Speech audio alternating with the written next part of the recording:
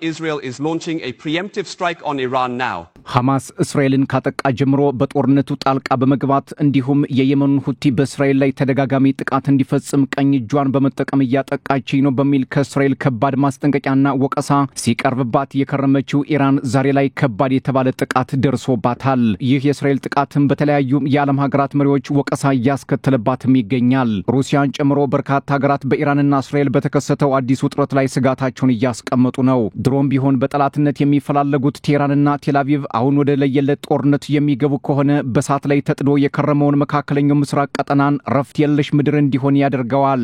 ባለፈው ዓመት ወደ 300 ሰው አልባ አውሮፕላን በእስራኤል ላይ ያዘነበችው ኢራን ዛሬ ላይ ታላላቅ አመራሮቿን ጨምሮ የኒውክሌር ጣቢያዎችንና የጦር መሪዎቿን በእስራኤል ተነጥቃለች። ከአሜሪካ ጋር በኒውክሌር ጉዳይ ከሮም እስከ ሙስካት ውዝግብ ውስጥ የቆየችው ቴህራን ከእስራኤል ጋር ወደ ሙሉ ጦርነት እንዳትገባም ከወዲሁ ስጋት ጋርጧል ሲሉ የፖለቲካ ተንታኞች እየተናገሩ ነው። ከባይደን እስከ ትራምፕ አስተዳደር ድረስ እስራኤል ኢራንን እንደምታጠቃቅድ እንደነበራት በተደጋጋሚ ሲነገር መቆየቱም የሚዘነጋ አይደለም። ዛሬ ላይ በኢራን ላይ የደረሰውን ጥቃት የኢራኑ ሁለንተናዊ መሪ አያቶላህ አሊ ኻሜኒ አረጋግጠው ጽዮናውያኑ ለዚህ ድርጊታቸው ከባድ የተባለም የመልስ ምት ይጠብቃቸዋል ሲሉ አስጠንቅቀዋል።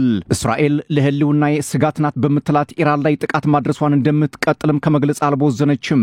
የእስራኤሉ ጠቅላይ ሚኒስትር ቤንያሚን ኔታንያሁ በኢራን ላይ የተሳካ ዘመቻ ማድረጋቸውንም ተናግረዋል። ኢራን አሜሪካ በጀርባ ሆና ጥቃት አድርሳብኛለች ስትል ሞቅሳለች። ነገር ግን የዋሽንግተን ባለስልጣናት ከደሙ ነፃነን ቢሉም ኢራን ግን ከቶም አልተዋጠላትም። ምክንያቱም የአሜሪካው ፕሬዝዳንት ዶናልድ ትራምፕ ኢራን የአቶሚክ ቦምብ የሚባል ነገር ማበልጸግ የለባትም ብሎ መናገራቸውን ተከትሎ ዋሽንግተን በስውር እንደምትኖር ኢራን ጥርጣሬዋን ገልጻለች።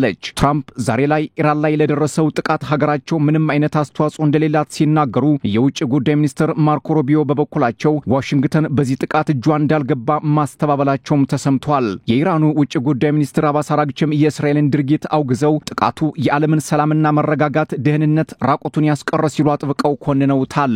የተባበሩት መንግስታት ድርጅት ዋና ጸሐፊ አንቶኒዮ ጉቴሬዝ ሁለቱም ወገኖች እሳት ከማቀጣጠልና ቀጠናውን ከመስቀልቀል መታደግ አለባቸው ሲሉ የተለመደውን መግለጫ ሰጥተዋል። መንፈሳዊ መሪው አያቶላህ አሊ ኻሜኒ እስራኤል መራራዋን ጽዋ ትጎነጫታለች ሲሉም ዝተዋል።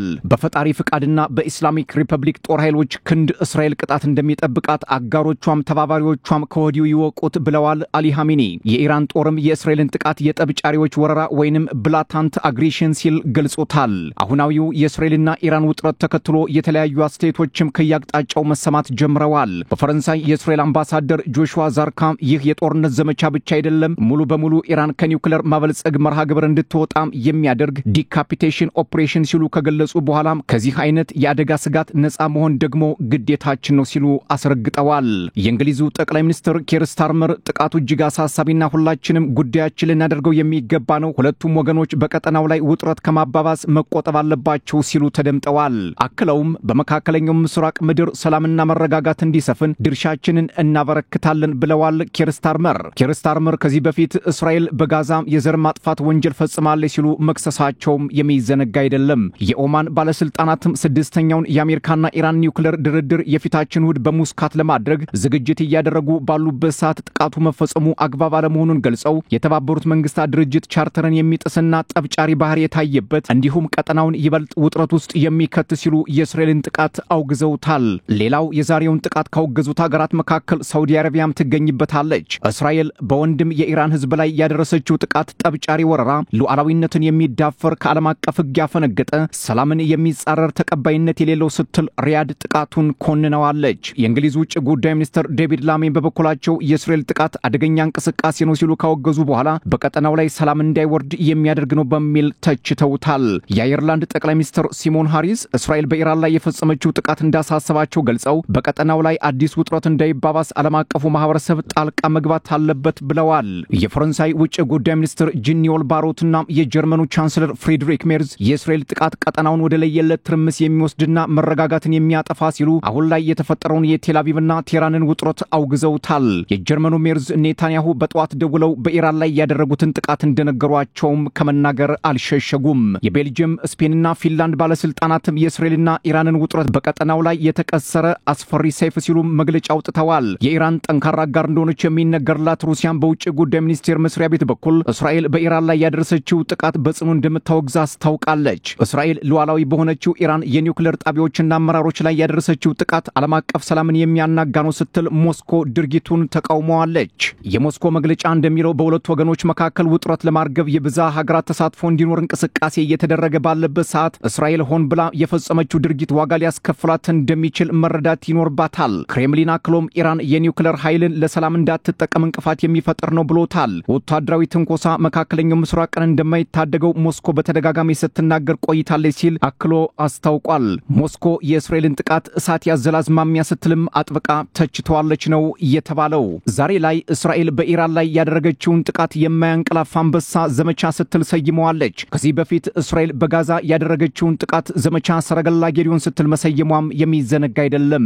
በዛሬው የእስራኤል ጥቃት ታላላቆቹ የኢራን ፊት አውራሪዎች ወድቀዋል።